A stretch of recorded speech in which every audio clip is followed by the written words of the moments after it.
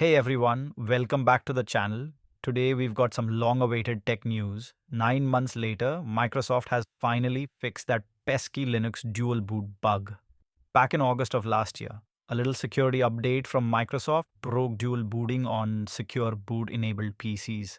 It was supposed to patch a vulnerability in GRUB, the bootloader that Linux uses, but instead it ended up blocking legitimate Linux bootloaders. Fast forward to May 13, 2025, Microsoft quietly rolled out KB5058385, refining how secure boot advanced targeting or SBAT recognizes and trusts Linux bootloaders. Basically, it stops falsely flagging them as security threats during startup.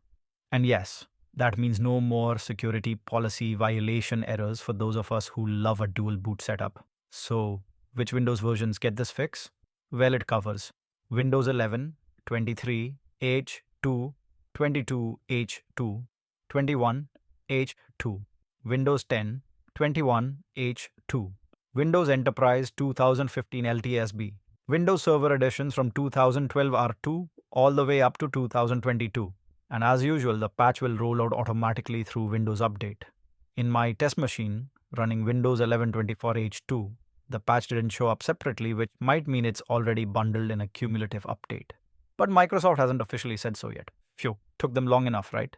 Over the last 9 months, dual boot users have had to wrestle with workarounds, disabling secure boot, signing our own kernels, or just giving up. It highlights how slow the big guys can be when the issue doesn't affect their core features like AI integrations. Look, I get it, security is critical. But when you break something for a large community of power users, it really stings. At least now, we're back in the game without compromising secure boot. Alright, that's the scoop on Microsoft's belated fix for dual booting. If you found this video helpful, hit that like button, subscribe if you haven't already, and ring the bell so you don't miss any future updates. Drop a comment below if you ran into this issue and let me know how the new patch worked for you. Thanks for watching, and I'll see you in the next one.